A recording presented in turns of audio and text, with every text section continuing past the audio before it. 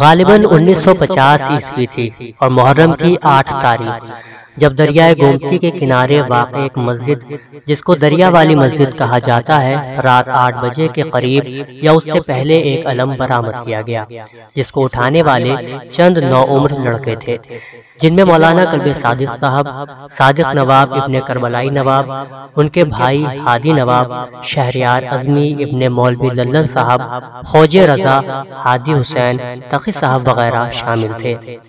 یہ علم مرحوم شہریار اعظمی عرف شیرو بھائی کی تجویز پر اٹھا تھا۔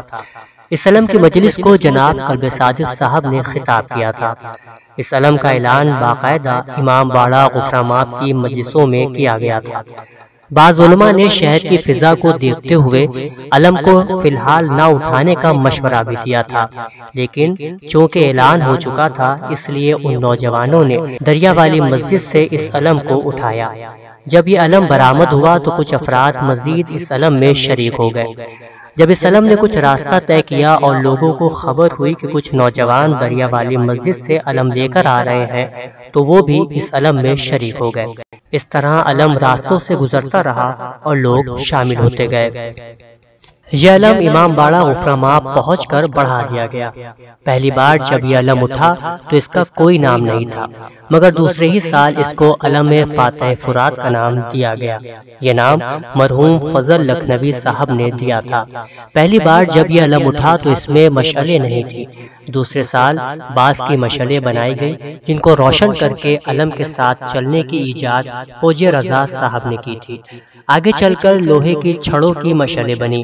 اس کے بعد جون 1952 میں انجمن سوگواران حسینی تشکیل دی گئی، جس کے زیر اہتمام اس جلوس علم کو اٹھایا جانے لگا۔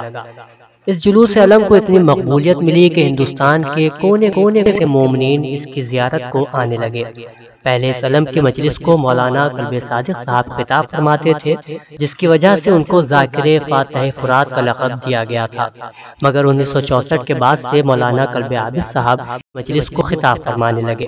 ان کے انتقال کے بعد مولانا کلب جواز صاحب اس مجلس کو خطاب فرما رہے ہیں۔